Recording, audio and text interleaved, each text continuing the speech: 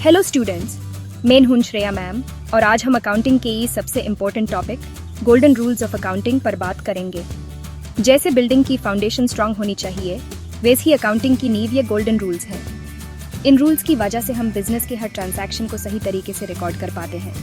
Golden rules universal हैं, हर business छोटा या बड़ा इन्हें फॉलो करता है। इनके बिना अकाउंटिंग में कंफ्यूजन हो जाता, इसलिए ये यूनिफॉर्मिटी और क्लैरिटी लाते हैं। तो चलिए इन रूल्स को एग्जाम्पल्स के साथ समझते हैं और अपनी अकाउंटिंग की फाउंडेशन स्ट्रांग बनाते हैं। अकाउंटिंग में हर ट्रांजैक्शन को किसी न किसी अकाउंट में रिकॉर्ड किया जाता है। अकाउंट्स 3 प्रकार के होते हैं, पर्सनल, रियल और नॉमिनल। पर्सनल अकाउंट किसी व्यक्ति, फर्म या इंस्टीट्यूशन से रिलेटेड, जैसे रम, रिलायंस या state bank. Real account business के एसेट्स, टैंजिबल, कैश, फर्नीचर या intangible, goodwill, patterns. Nominal account business के एक्सपेंसेस, लॉसेस, इनकम्स और गेन्स, जायजे सैलरी, रेंट, सेल्स। हर ट्रांजैक्शन माइंड अकाउंट्स होते हैं और हमें उन्हें सही कैटेगरी में डालना होता है। इन कैटेगरीज को समझना जरूरी है क्योंकि इसी से पता चलेगा कौन सा रूल अप्लाई होगा। अब आगे बढ़ते हैं और इन अकाउंट्स की गोल्डन रूल्स देखते हैं। पर्सनल अकाउंट्स किसी पर्सन, फर्म या कंपनी से रिलेटेड होते हैं। Golden rule, debit the receiver, credit the giver. मतलब जो व्यक्ति या इंस्टीट्यूशन कुछ रिसीव करता है उसका अकाउंट डेबिट होगा, जो देता है उसका अकाउंट क्रेडिट होगा। Example, paid RS day 000 to Suresh, Suresh is receiver तो सुरेश अकाउंट डेबिट होगा। Received RS 5000 from Mohan, Mohan is giver तो मोहन अकाउंट क्रेडिट होगा। बस ट्रांजैक्शन में इन पर्सन को पहचानिए, रिसीवर को डेबिट, गिवर को क्रेडिट। इस रूल से हमेशा पता रहता है कि किसे पैसे लेने हैं और किसको देने हैं। पर्सनल अकाउंट्स मेंटेन करना इसी रूल से बहुत आसान हो जाता है। रियल अकाउंट्स यानी वास्तविक खाते बिजनेस की उन एसेट्स से जुड़ होते हैं जो फिजिकल फॉर्म में होती हैं, जैसे कैश, फर्नीचर, मशीनरी, बिल्डिंग या कोई भी चीज जो बिजनेस के पास है और जिसका इस्तेमाल या तो बिजनेस चलाने के लिए होता है या फिर फ्यूचर में फायदा कमाने के लिए। इन अकाउंट्स का मेन फोकस होता है कि बिजनेस के पास क्या क्या चीजें हैं और अनमेन क्या बदलाव हो रहा है, जैसे कि फर्नीचर, मशीनरी, कैश, बिल्डिंग और कंप्यूटर्स। ऑल ये रियल अकाउंट्स के एग्जाम्पल्स हैं। इनका रिकॉर्ड रखना बिजनेस के लिए बहुत जरूरी है ताकि हर एसेट का सही हिसाब हो सके। रियल अकाउंट्स का एक सिंपल और पावरफुल गोल्डन रूल है, debit what comes in, credit what goes out. मतलब जो भी एसेट बिजनेस में आती है उसे डेबिट किया जाता है और जो एसेट बिजनेस से बाहर जाती है उसे क्रेडिट किया जाता है। इसका मतलब यह है कि अगर बिजनेस कोई नई एसेट खरीदता है तो उस एसेट को डेबिट किया जाएगा और अगर कोई एसेट बेची या निकाल दी तो उसे क्रेडिट किया जाएगा। यह रूल हर रियल अकाउंट पर लागू होता है, चाहे वो कैश हो, फर्नीचर हो या मशीनरी।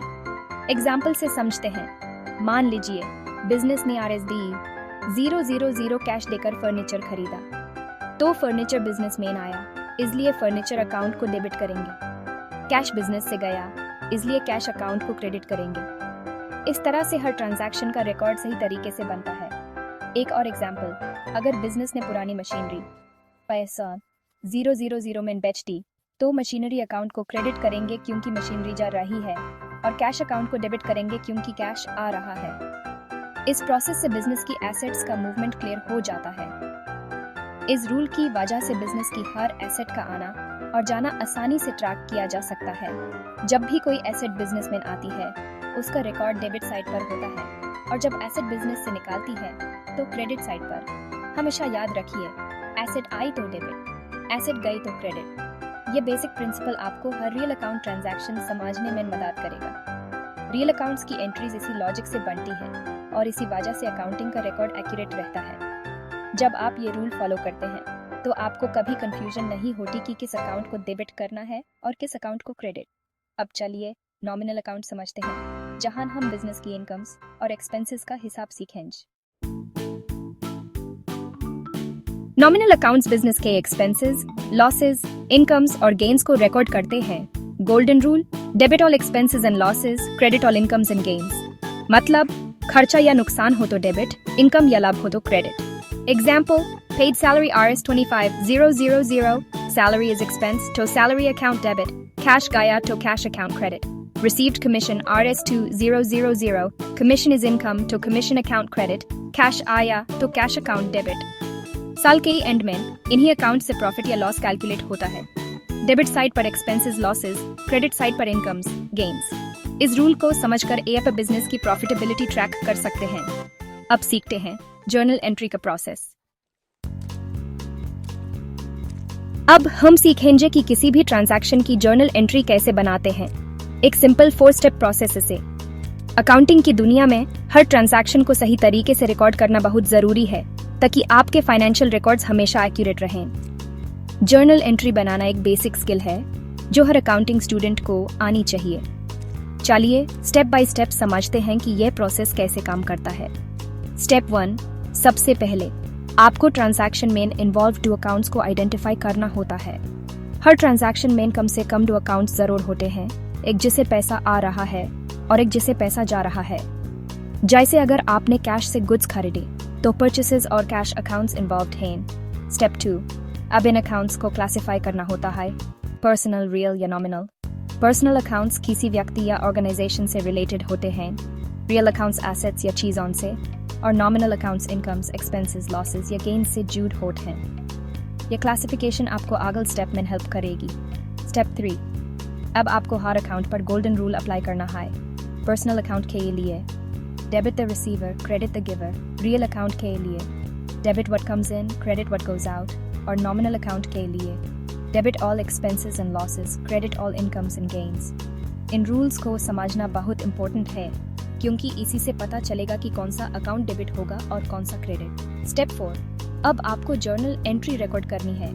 पहले डेबिट अकाउंट लिखिए, फिर तो के साथ क्रेडिट अकाउंट लिखिए। उसके नीचे एक छोटा सा नरेशन या एक्सप्लेनेशन लिखना मत भूलिए जिससे समझ आए कि ट्रांजैक्शन किस चीज का है। इस नरेशन को पर्टिकुलर्स भी कहते हैं। चलिए एक एग्जांपल देखते हैं। मान लीजिए आपने कैश से Rs5000 के गुड्स खरीदी।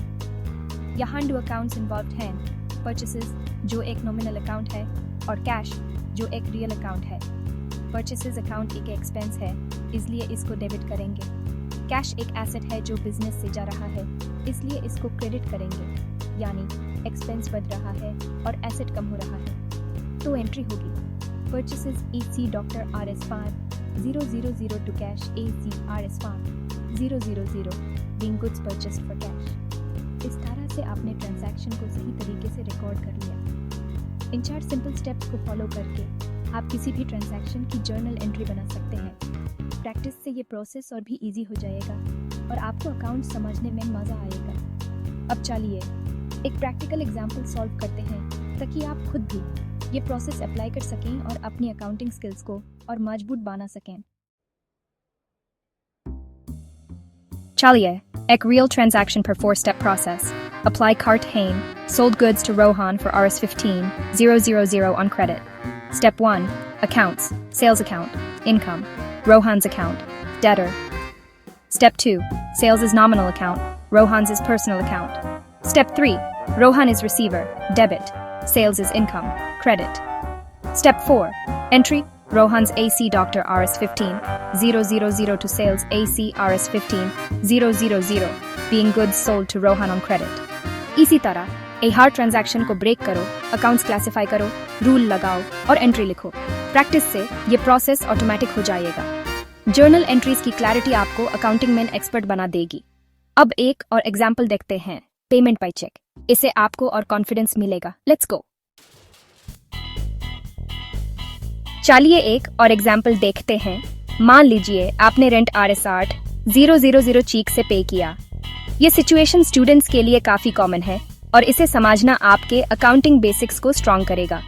जब भी आप रेंट पे करते हैं, स्पेशली चेक से, तो आपके दिमाग में तुरंत ये सवाल आना चाहिए, कौन से अकाउंट्स इफेक्ट हो रहे हैं और उनका नेचर क्या है। स्टेप 1, सबसे पहले आइडेंटिफाई करें कौन से अकाउंट्स इन्वॉल्व हैं। यहाँ पर 2 अकाउंट्स हैं, रेंट अकाउंट जो एक एक्सपेंसिव है और बैंक अकाउंट क्योंकि पेमेंट चेक से हो रही है। रेंट अकाउंट आपके खर्च को दिखाता है और बैंक अकाउंट आपके पैसे की सोर्स को। स्टेप 2, अब इन अकाउंट्स का टाइप समझें। रेंट अकाउंट एक नॉमिनल अकाउंट है क्योंकि ये एक्सपेंस को रिप्रेजेंट करता है। बैंक अकाउंट यहाँ पर्सनल अकाउंट है क्योंकि बैंक एक इंस्टीट्यूशन है जिसे आपका पैसा जा रहा है। टाइप्स समझना बहुत ज़रूरी है क्योंकि इसी से पता चलेगा डेबिट क्रेडिट का रूल कैसे अप्लाई होगा। स्टेप 3, ऐप डिसाइड करें कौन डेबिट होगा कौन क्रेडिट। रेंट एक एक्सपेंस है और एक्सपेंस को हमेशा डेबिट करते हैं। बैंक यहाँ पैसा दे रहा है तो वो गिवर है, इसलिए उसको क्रेडिट करेंगे, यानी rent account debit, bank account credit. Step 4, app journal entry लिखिए। Rent AC doctor RSR 000 to bank AC RSR 000।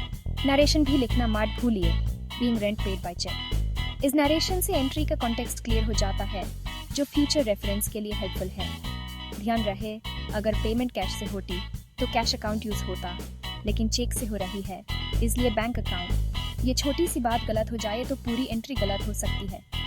Her transaction के लिए यही 4 स्टेप प्रोसेस फॉलो करें। अकाउंट्स आइडेंटिफाई करें, उनका टाइप समझें, डेबिट क्रेडिट डिसाइड करें और एंट्री लिखें। बस अकाउंट सही पहचानें तो गलती की गुंजाइश कम हो जाती है। रोज थोड़ा प्रैक्टिस करें, जर्नल एंट्रीज आपको मुश्किल नहीं लगेंगे। ग्रुप स्टडी या टीचर की हेल्प से कॉन्सेप्ट्स और क्लियर हो जाते हैं।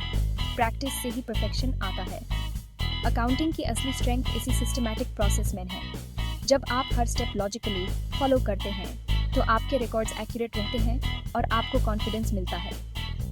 आज के ये टाइम में चाहे मैनुअल अकाउंटिंग हो या कंप्यूटराइज्ड, ये रूल्स यूनिवर्सल हैं। इन्हें समझकर आप अकाउंटिंग की किसी भी फील्ड में आगे बढ़ सकते हैं। अब AGLE सीन में इन रूल्स की इम्पोर्टेंस को और गहराई से समझेंगे। मैनुअल से कंप्यूटराइज्ड अकाउंटिंग तक का सफर। Let's wrap up. आज हमने गोल्डन रूल्स, उनके टाइप्स और जर्नल एंट्री का प्रोसेस सीखा। चाहे मैनुअल अकाउंटिंग हो या टैली जैसे सॉफ्टवेयर, ये रूल्स हर जगह काम आते हैं। सॉफ्टवेयर सर्व टूल है, लॉजिक आपको हाई अप्लाई करना होता है। अगर रूल्स क्लियर नहीं तो सॉफ्टवेयर में भी गलत एंट्री हो सकती है। गोल्डन रूल्स आपके अकाउंटिंग फाउंडेशन को स्ट्रॉन्ग बनाते हैं। प्रैक्टिस से ही स्पीड और एक्यूरेसी आएगी। अकाउंटिंग एक प्रैक्टिकल सब्जेक्ट है।